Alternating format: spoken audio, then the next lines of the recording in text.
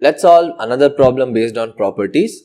Look at the problem. See, you have LHS, you have RHS. You have to prove, without expansion, you have to prove this one. Okay, now again, we'll start with different properties. Again, we'll start with the sixth property, that is the subtraction of the rows and columns part. Okay, so here, xx square yz, yy square zx, correct? We'll start with very simple operation. R1 is equal to R1 minus R2, and then R2 is equal to R2 minus R3. Very simple operation. The reason is, see, you have x minus y minus z. We can take this as common, that's why. Okay, so if you look at the first row, first element, you're going to have x minus y, x square minus y square, yz minus zx. Next, y minus z, y square minus z square, zx minus xy. Then z square xy. See, this is what you have. Now in this case, see this x square minus y square, you can write it as x plus y into x minus y. Then y square minus z square, you can write it as y minus z into y plus z. This is one thing. The second thing what I want you to notice, see what is common here. Z is common. And in the same thing here, x is common. We'll take the x and z out. Okay. So that means what you're going to get here, you'll have a very simple parameter. That means x minus y, x plus y into x minus y. Next, z into y minus x. First one. Second row, y minus z, y plus z into y minus z. Then x into z minus y. Last one, keep it as it is. Z square xy. Okay, so the determinant is like this. Now I want you to notice, see this x minus y, y minus x.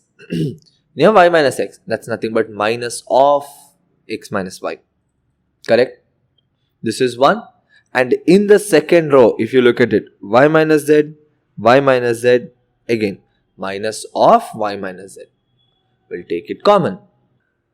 If you take common here, x minus y into y minus z, take common, 1 x plus y. See, z into minus 1, which becomes minus z. 1 y plus z minus x. z square xy. This is what you have. Then we'll cancel the row. So we are going to do the operation. R1 is equal to R1 minus R2. Subtract these two.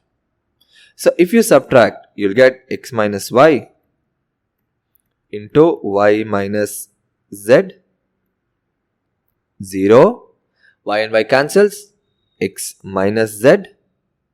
So this is going to become again x minus z, because see, minus z minus of minus x, it will become plus x. So x minus z, 1 y plus z minus x, z square xy. Look at the first row. You can take x minus z common. You'll have x minus y into y minus z into x minus z, correct, into 0, 1, 1, 1 y plus z minus x, then z square xy. Now we'll do column operation, subtraction of the column. So now you can do C2 is equal to C2 minus C3. Subtraction. Now if you do this, see, you are going to have x minus y into y minus z into x minus z we need z minus x. We'll come to that. 0, 0, 1, 1. See, when you subtract, you're going to get x plus y plus z minus x, z, z square minus xy, xy. Correct? This is the case. Fair enough? Now we are going to take this and we are going to multiply and get the answer. Now we'll expand using the first row. Okay, so in the sense, here, see, when you expand, this is 0, so 0 into anything is 0, leave that. This is also 0, leave that. Now you have 1. Don't take the row, don't take the column. Now this into this, minus this into this. Correct? So what you have here, x minus y into y minus z into x minus z into 1 into, correct? Anyway, 1 into is the same. So you have z square minus xy minus z into x plus y plus z. Okay. Now, for now, I am not going to write these three. For now, let's keep it. At the end, I can write that. So here, what do you get? Z square minus xy minus zx minus yz minus z square. Z square cancels. What do you get? Minus of xy plus yz plus zx. Correct? And previous to this, what do you have? X minus y into y minus z into x minus z. Correct? So what do we do here?